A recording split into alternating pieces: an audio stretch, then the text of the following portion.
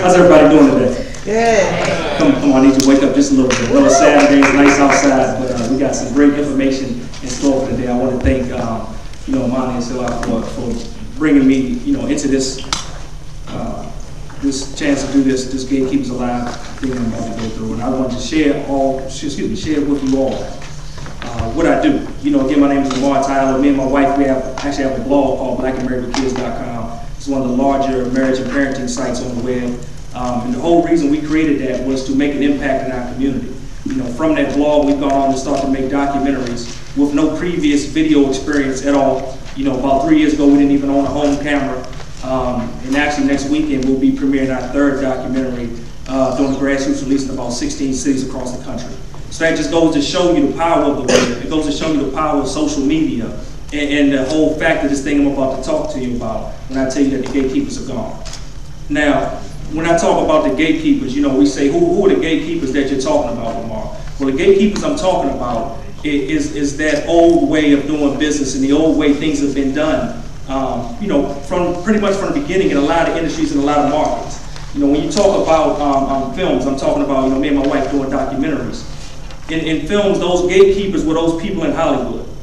So you may have an excellent film about your subculture, about your niche, about whatever your market is, and say that market is something that's here in Atlanta, and you have an excellent film and a concept about it.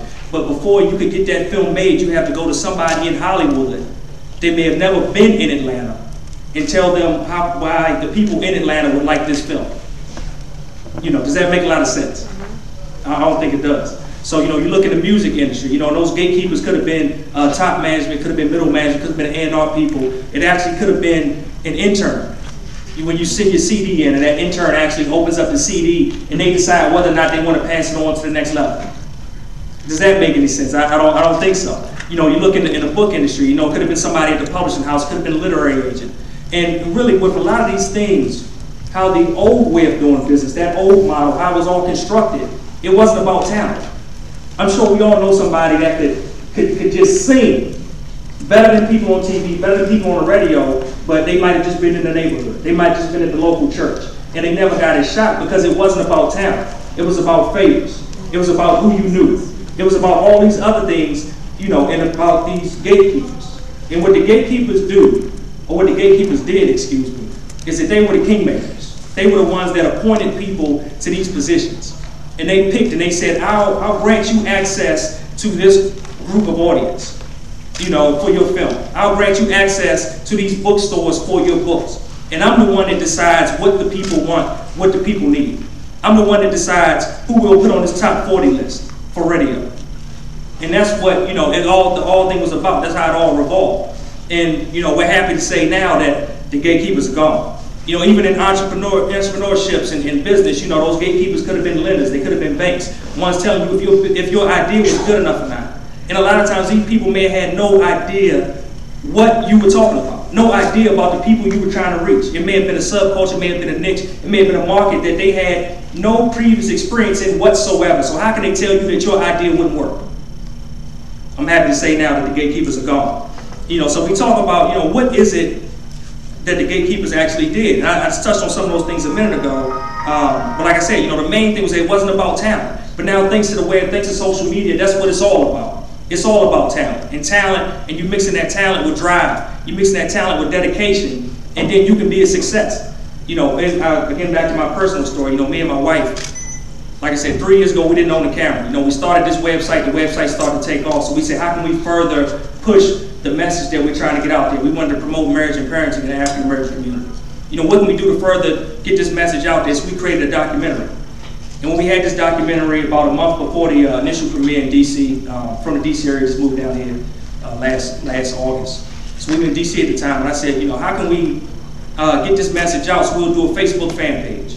So we created a page, and I tried to set the expectations for my wife about how this thing would go.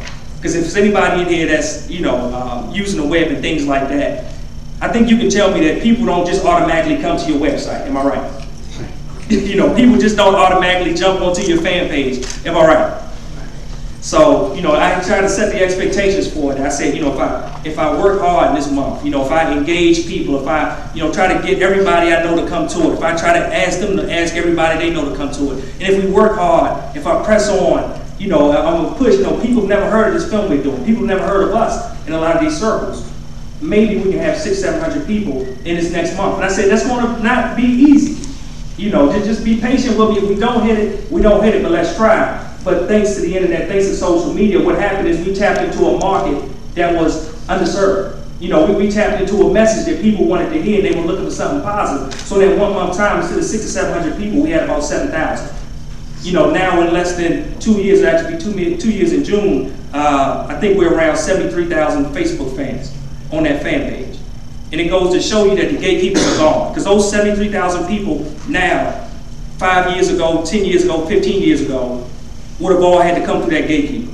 We would have had to have been appointed. We would have had to have had that kingship laid on us to say, hey, we'll give you access to those people. We'll let those people know about what you're doing. But like I said, the gatekeepers are gone. Thanks to social media and the web, you don't have to do that. You can build a Facebook fan page. You can engage people. No matter what you're interested in, you can find other people that are interested in the same types of things. No matter what your niche is, your subculture is, and that desire you have, if you package it right, if you make it bite-sized, if you make it something that appeals to other people, they can come and get it. And then we're so excited about being here today, and I want to thank you guys again, because video is that channel. Video is the conduit that connects you with all of that. You know, I do some social media consulting, and there's no proposal that I pitch that doesn't have video to be a part of it.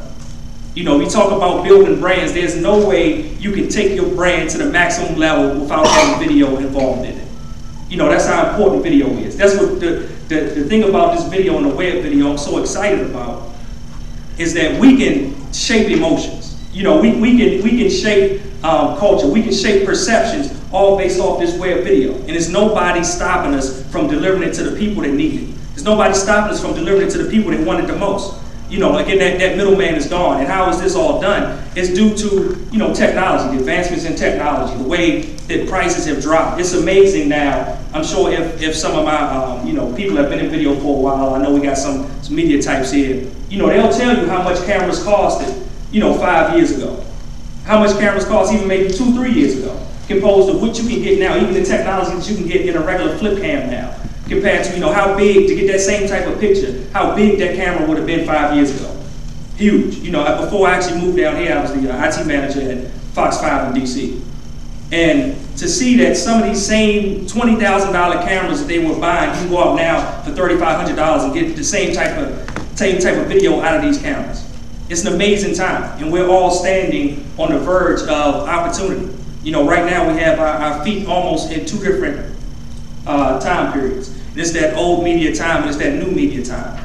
And it's the amazing opportunity to just take advantage and look at the way things were done and how can we translate that and create a new way of doing things. And what I ask you to do is not to harp on the old way of doing things. We saw a few weeks ago that Borders went through bankruptcy, going through bankruptcy now. So they've been closing stores all around the country. And I saw a uproar on Facebook and people trying to figure out, and a lot of them are authors, you know, how can we keep these border stores open? We need borders. Well, while those people are trying to, you know, figure out and construct a plan and try to figure out how to save the old way of doing business, there are other people in that same niche that are trying to capitalize on the new way of doing business. And that's the danger of it all. You have to keep your eyes forward. You have to keep, you know, looking and trying to figure out where things are going, because nothing happens overnight. Even though it seems like it's quick, even though it seems like Facebook blew up, you know, from yesterday to today, if you were watching the trends, if you were watching things going on, you saw it coming. You know, even though it seems like, you know, the e-reader thing kind of, you know, blew up, and it seems like, you know, this Borders thing happened out of nowhere. People that were watching that industry said it was only a matter of time. So whatever your niche, whatever your subculture is, I just ask you to watch what's going on. You know, keep your eyes and vision on everything that's in front of you. You'll see these trends and you'll know how to position yourself. Don't try to save what's going on behind you. Don't try to save the old way of doing things. Just focus on the new. I just had a great conversation out in the hallway a few minutes ago before I came in. And what we try to do, me and my wife as independent filmmakers and a few buddies of mine, is all the time we're thinking of new ways to build a better business model. Because it's exciting. Right now, there is no good business model. There's no good business model when it comes to distributing independent film online. So that's why we made myculture.tv, so that people could have an avenue to do that. So people could have a vehicle where they could come and get things put online and not have to pay people $400 or $500 for access to the people, because that's crazy in the internet age. You know, so we can be trailblazers. They always talk about the web as the worldwide, the wild, wild west, and the World Wide Web is the wild, wild west. But it's like I said, it's an amazing opportunity. The thing is, what will you do with that opportunity? Whatever your niche is, I think what you have to do is look at it, and you have to figure out, what are the conditions in that niche? Whatever that niche is, what are the conditions that will require you to have success? And then once you find out those conditions are, the real thing just comes to, are you willing to do the work that will get you there? What I've seen in the last few years online, what I've seen through social media and through the web space, are that people are pretty much becoming whatever they want to become. And those are people, that want to work, that want to hustle, that are willing to do the work. I have a good friend in DC about a year ago. She said, I want to do more social media talks. So she said, I came up with a game plan. I sat down with my business coach, and we said, I want to get in this social media space. I want to be a presenter. I want to be a speaker. So a year from now, that's all I see every month is her speaking, her hosting, her doing these different things. The web gives you the ability to brand yourself like nothing ever before. And you don't need anybody. And you're in a great place. You want to brand yourself as the best flower and gardening expert. Well, I think by the end of the day, you'll know how to turn that camera on yourself, turn that camera on your flower bed, and get to work. You want to be the best chef. I think you'll know how to turn that camera on yourself, package an excellent show, and then you can be the best chef on the web. It's all about taking your talent to the marketplace, because now the marketplace is open. That whole question is, what are you willing to do with it? So I guess just to wrap up and kind of come in with a few things. How can you take advantage of the gatekeepers being gone? Work hard. Right now, like I said, it's all about work. You can be whatever you want to be on the web. It's all about, are you willing to do the work that it requires? When we started our website, I told my wife it wasn't going to be easy, and it wasn't easy. So we have 4 kids. That means work on a website didn't start till 9 o'clock. There's somebody here with kids that know you can't really get going till the kids take a bath. So that's when the second job started. The second job didn't start till 9 o'clock. So I was, at work 9 to 5 as an IT manager. DC area, hour and a half drive home through that DC traffic. Then, a couple hours with the kids, put them to bed, then that's when work would start at 9 o'clock till 2, 3 in the morning, every night. We had site redesigns. Maybe I didn't get to go to sleep that night, but I knew that one day, if I did it long enough, if I did it hard enough, I wouldn't have to work that 9 to 5, and that's the case now. Full-time blogger. Full-time blogger. So you have to work hard, you have to hustle, you have to know not to give up. One of the Gatekeeper episodes, I talked about saying whatever your niche is, you want to be that pop icon. You want to be that person at the top. And say maybe you want to be that Perez Hilton, not Perez Hilton, but you want to be that Perez Hilton type person, that type of traffic in whatever your niche is. Well, say it takes 4 years to get to that area. Say it takes 4 years for you to dominate your niche, for you to be a household name, for you to be on VH1, for you to be on CNN, MSNBC, whatever that is. What happens if you give up in 3.5? Nothing. You get no second prize. Nobody's gonna come for that second half of that last year and finish up for you. You get nothing. So I inspire you just never to give up. What I want to tell you is on the web to always be original. Be yourself. There's nobody that can bring what you bring to the web.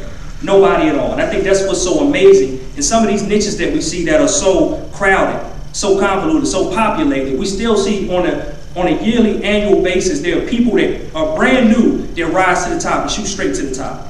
And how can they do that? They do that because they're original. They use their originality. Instead of trying to be like everybody else and follow the crowd, they do what only they can do.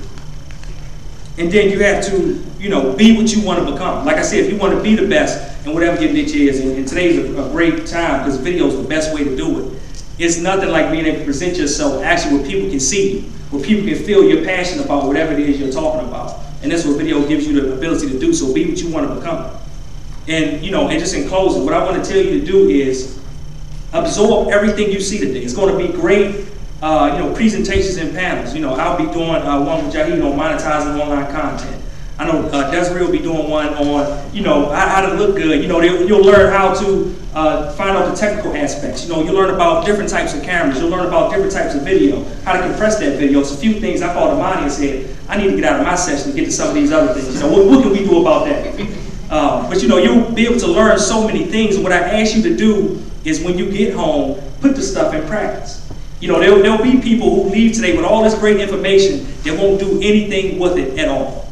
You know, and then there will be somebody else who takes it, goes home with it tonight, and will be working tonight on the video, will be working tonight on the interview, and they will package it up, put it out, and that will be the beginning of whatever brand that is they're starting to build. You know, that will be the beginning of them building that niche, for them being the top of the niche, and if you're at the top of that totem pole, pushing yourself out further so nobody catches you, or that will be the ability for them to come from behind and reach that person at the top who really hasn't caught on to this video thing yet. And a lot of people haven't. So again, you know, thank you all for coming out. I just want to say, you know, thank you guys for having me again, and don't forget that the gatekeepers are gone.